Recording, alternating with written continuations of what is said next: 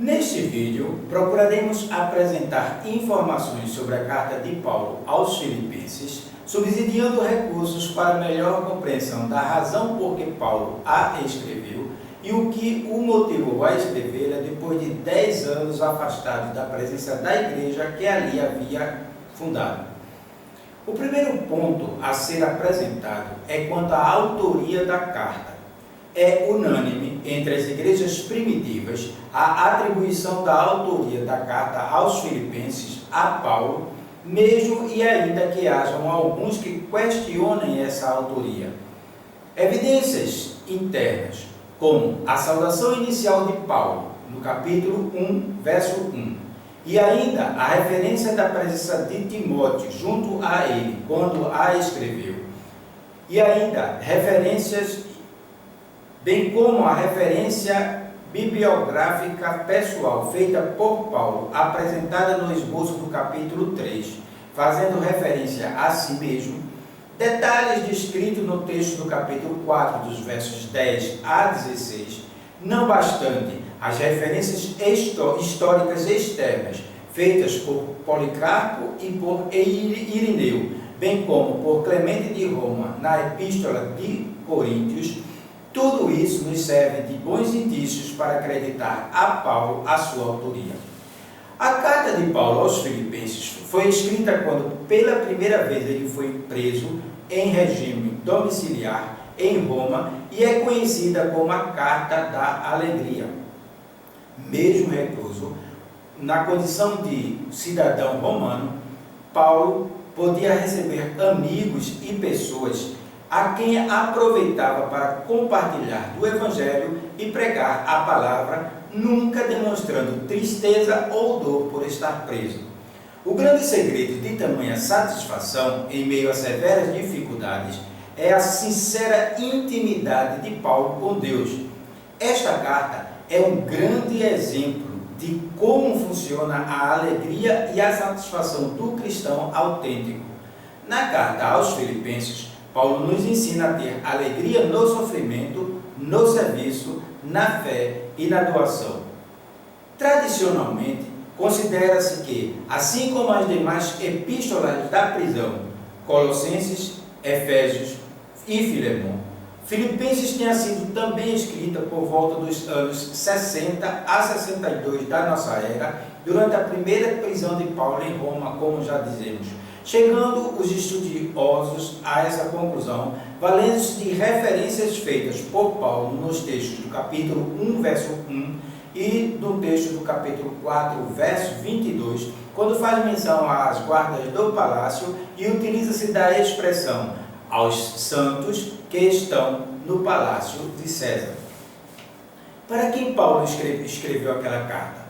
Apesar de, na maioria dos originais gregos, não existir a expressão aos Filipenses, há uma concordância geral que a carta tenha sido escrita para os Filipenses, ainda que uma corrente defenda não tratasse de uma carta direcionada a uma igreja específica, e sim tratasse de uma encíclica, uma espécie de carta memoranda escrita para várias igrejas, que na condição de Paulo, no caso de Paulo, era uma carta escrita para as igrejas da Ásia, a qual Filipenses foi a primeira a lê-la. Paulo havia recebido pelas mãos de Epafrodito, conforme registro no capítulo 4, verso 18, uma oferta missionária da igreja de Filipenses. Possivelmente, Epafrodito levou, depois desses 10 anos afastados, informações sobre a igreja a Paulo, do qual ele se sentiu interessado em respondê-las. Paulo, agradecido pela generosidade dos filipenses, procurando encorajá-lo à perseverança nos traços positivos e oferecer correção para as áreas nas quais a igreja se achava deficiente, ministra à igreja através desta carta, conforme Filipenses capítulo 2, verso 25. Originalmente conhecida como Crenides, localizada a aproximadamente 16 quilômetros do mar Egeu, na Macedônia, atual norte da Grécia, Filipos recebeu esse nome em homenagem a Filipe II, rei da Macedônia, pai do conhecido Alexandre o Grande, que a embelezou e expandiu a cidade no ano 356 a.C. No ano 42 a.C., a cidade foi elevada à condição de colônia militar e 12 anos depois, por ocasião da Batalha de Actio, vencida por Otávio, único governador da República Romana, fez da cidade uma colônia romana oficial. A igreja do ano de 27 a.C. A igreja de Filipos foi a primeira em solo europeu a receber o testemunho do Evangelho. É possível que o forte orgulho romano dominante em Filipos desencorajara a presença de qualquer população judaica expressiva, visto que não existia lá sinagoga. 3 incidentes marcaram a fase inicial da igreja de Filipos: o exorcismo de uma escrava explorada, a prisão de Paulo e Silas, a conversão do carcereiro e da sua casa, conforme Atos capítulo 16, dos versos 19 a 34. Com um início tão modesto, estabeleceu-se uma das igrejas mais fiéis do Novo Testamento. Lucas parece ter assumido o cuidado do rebanho por até 6 anos, depois dos quais Epafrodito pode ter assumido tal função. Estruturalmente, a carta de Paulo aos Filipenses está dividida em 8 partes, assim distribuídas. Do verso 1 ao 11 do capítulo 1, Paulo faz a sua saudação. Dos versos 12 ao 26 do mesmo capítulo, Paulo apresenta a sua situação.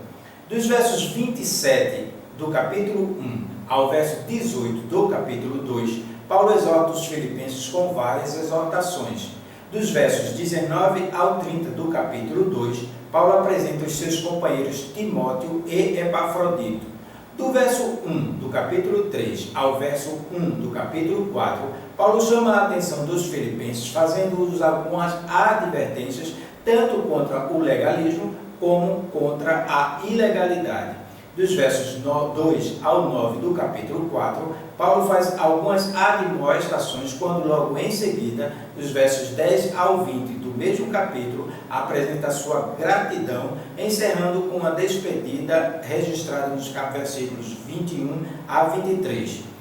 Paulo, através desta carta, busca estimular os filipenses a levarem uma vida espiritual madura, cheios do fruto da justiça, que resultaria em glória e louvor oferecidos a Deus, conforme expressa no verso 11 do capítulo 1.